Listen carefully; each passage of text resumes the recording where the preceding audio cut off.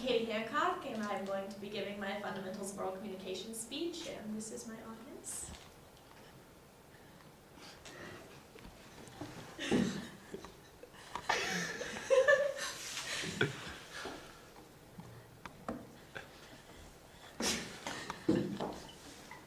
All right, you're good. The Barbie doll has been controversial since its creation. Displayed for the first time by her creator, Ruth Handler, at a toy fair in 1959, the Barbie was the first three-dimensional doll to be marketed as a grown woman rather than a child or an infant. Handler was inspired to create her when she witnessed her daughter and her friends show a tendency toward adult paper dolls when they played. At this time, the leaders of Mattel, as well as those of most of the toy market, were predominantly male. As Handler had anticipated, Mattel rejected her proposed doll because it had breasts. In the beginning, it appeared as though the men were right. Barbie did not do well at the toy fair at which she premiered. However, within 6 months, she was flying off the shelves of toy stores around the nation. The doll rocketed to popularity. Currently, at least one Barbie doll is owned by 90% of girls between the ages of 3 and 10, and one of the dolls is sold somewhere in the world every 3 seconds. According to these statistics, I am above average. I had more than 20 Barbies, and at least 2 Kens, and several Kellys as well. I had hundreds of outfits, along with a multitude of furniture and props. I loved my Barbies with all of my heart. I learned to braid with my Barbie's hair, and did my own makeup for the first time with her face in mind. Through play, Barbie taught me about womanhood in ways that my own mother never could.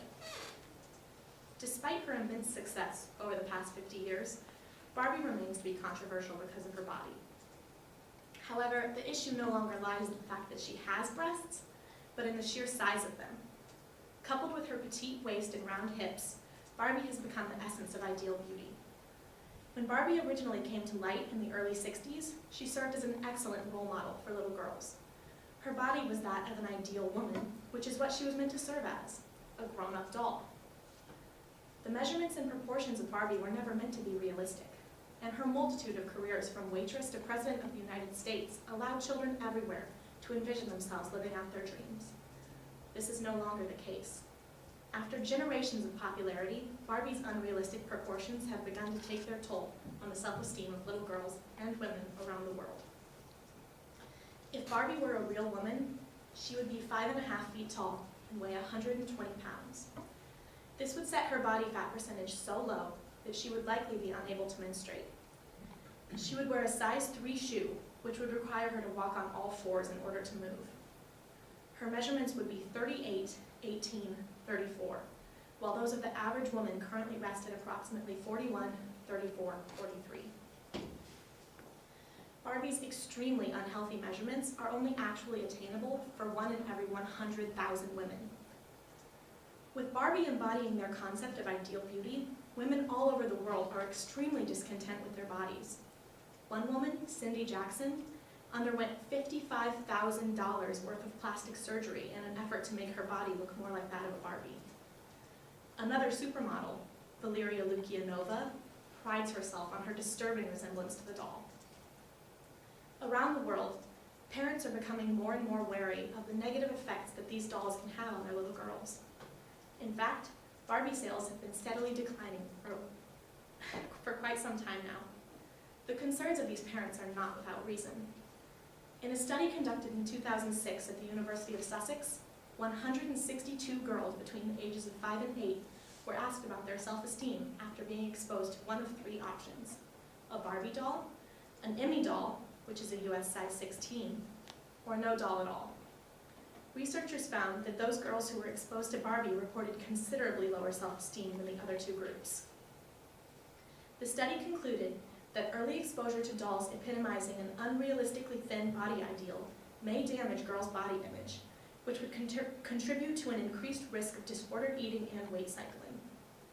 With so much brain development happening at these young ages, the idea of Barbie representing ideal beauty can more easily be ingrained into the minds of 5-year-old girls, making them feel less secure about themselves that much earlier in their lives. Many parents have already officially made the switch to Emmy dolls.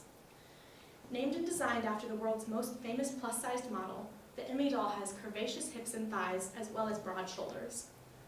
The real Emmy currently serves as the chair ambassador of the National Eating Disorders Association. Emmy herself makes the statement that Barbie needs some new friends, and they need to be in all different shapes and sizes and colors. Both the real Emmy and the doll's creator, Robert Tonner, hope that this new doll will be refreshingly relatable to women. They hope that the Emmy doll will be able to serve as an advocate of a healthy and positive body image for grown women and little girls alike. As a young girl, I adored my Barbies. Thus, I am in no position to be attempting to prevent generations of little girls from experiencing the same joy that I did with my dolls. Barbie was my role model and best friend for upwards of 7 years. She served as an incredible advocate for gender equality, the likes of which had never been seen when she was released, and her numerous careers made her an excellent symbol for the progression of women. Honestly, it's quite ironic that this doll ended up being considered so sexist. When she was originally introduced, Barbie was a huge step toward acceptance of the female body simply because she had breasts. She also had over 100 careers and has never been married, the perfect image of the independent working woman. However, as women progress in society, Barbie continues to, in a way, hold them back. Barbie's straight blonde hair, bright blue eyes, made-up face, evenly toned skin, and perfect body represent a completely unfair assumption in our society, that every woman can and should look just like a Barbie. With no Barbies of different shapes or sizes marketed in the same way, it has begun to seem that Barbie represents the correct way to be beautiful. This simply is not true. While Barbie certainly does embody one type of beauty, there are hundreds more, and none is any more beautiful than another. It is high time that this change becomes a reality. A new doll has been introduced that does exactly that which Barbie was originally intended to do: advocate acceptance of the female body.